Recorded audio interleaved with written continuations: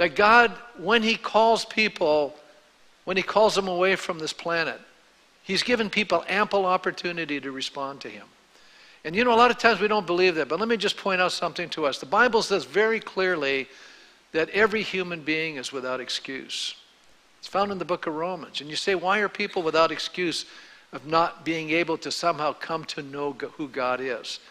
Well, the scriptures teach very clearly that the creation of our world is making a declaration that there has to be a creator. Now, I know that we're being taught and educated, you know, very sophisticatedly, that we are all, you know, this all came about naturally, that there is no God. And a lot of people want to believe that because, you know, they don't want to be submitted to a God that they have to be accountable to. But let me just point out one important little truth.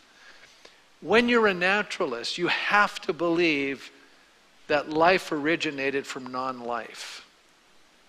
But we all know that life begets life. And so when we think about God, God is outside the circle in which we're living in, the sphere in which we're living in, and God is the first cause that created life to begin to happen in our world. And you know, all of the studies, and I think it's very interesting today that many of the scientists, when they start talking about intelligent design, just using those terms, how many are beginning to pick up that suggests a personal God? Because intelligence means that you're making decisions.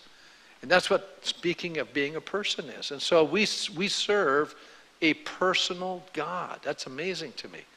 And this personal God created our world, and it's a very complex world, by the way. You know, the fact that you and I are living in a system that sustains human life is amazing to me.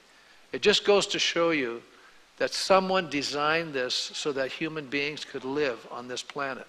But we're going to continue to talk about not just living on the planet, what happens when we die, when we physically die, and especially as a believer.